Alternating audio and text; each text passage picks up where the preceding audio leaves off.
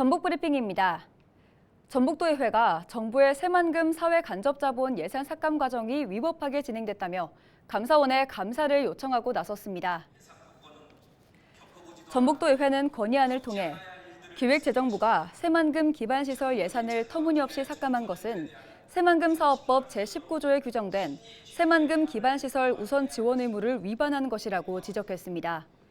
이어 새만금 기반시설 전반의 성과 계획서와 정부 예산안이 불일치하는데 이는 일방적인 삭감이었다는 증거로 볼 수밖에 없다며 기재부에 대한 감사원 감사를 주문했습니다. 더불어민주당 박광원 원내대표는 정부의 새만금 예산 삭감에 대해 이 문제를 풀지 않으면 내년 예산 심의를 정상적으로 할 수 없다는 각오로 대응하겠다고 밝혔습니다. 박 원내대표는 13일 전라북도와의 예산정책협의회에서 이 사업은 역대 모든 정부에서 성공 의지를 다지고 예산을 투입했다며 하지만 사업을 처음부터 다시 하자는 빅픽처라는 말로 도민 가슴을 멍들게 하는 일이 일어나고 있다며 이같이 말했습니다. 이어 당 차원에서 이런 사태를 미리 막지 못한 책임을 강하게 느낀다고 말했습니다. 남원시회가 지난 5월 봉안식을 가졌던 김현철 작가의 새 춘향 영정이 가업지시서와 다르다며 다시 제작할 것을 촉구했습니다. 남원시회는 자치행정위원회 소속 전체 의원들이 김현철 작가의 춘향 영정이 가업지시서에 부합하지 않는 영정이라는 점에 만장일치 의견을 취합했다고 밝혔습니다. 의원들은 지난 5월 제작 봉안된 춘향 영정이 일반 시민 누구나 공감할 수 있는 춘향전에 묘사된 16세에서 18세의 댕기머리 여인 모습의 춘향 영정이 아니라고 한 목소리를 냈습니다. 또 애초 작가선정위원회와 자문위원회 등 두 위원회에 남원 지역 관계자를 배제한 것도 지적했습니다. 의원들은 1억 7천만 원의 예산이 투입돼 새로 그려진 춘향 영정이 지역 갈등을 부추기고 있다며 과업 지시서에 명시된 대로 춘향 영정을 다시 제작해야 한다고 주장했습니다. 지난 13일 저녁 7시쯤 남원시 송동면의 한 돼지 농장에서 불이 나 1시간여 만에 꺼졌습니다. 이불로 돼지 410마리가 폐사하고 축사 6동 가운데 한 동이 모두 타 소방서 추산 1억 6천여만 원의 재산 피해가 났습니다. 소방당국은 정확한 화재 원인을 조사하고 있습니다.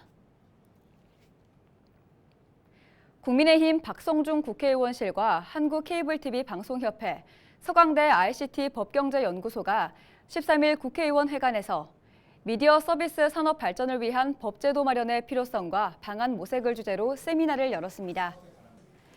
발제를 맡은 홍대식 서강대 법학전문대학원 교수는 미디어 사업자의 자율성 확보와 미디어 산업의 경쟁력 강화를 위해 마련한 미디어 서비스 사업법을 제안했습니다.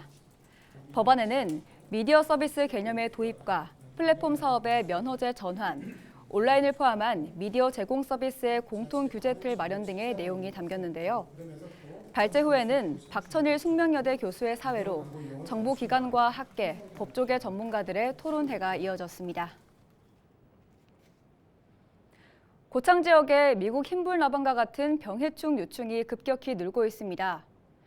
고창군은 최근 기후변화와 이상기온으로 산림 병해충이 늘어 도로변 가로수 등의 피해가 확산하고 있다며 방제에 총력을 다한다고 밝혔습니다.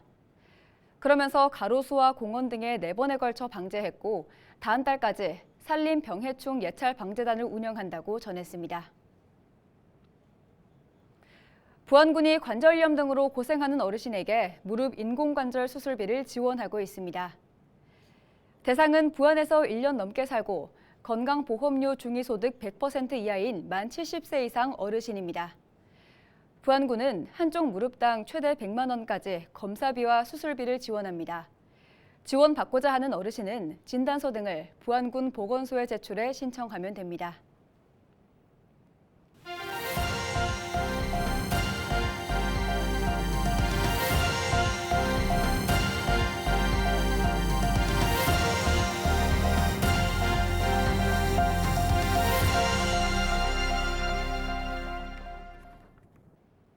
지금까지 전북브리핑이었습니다.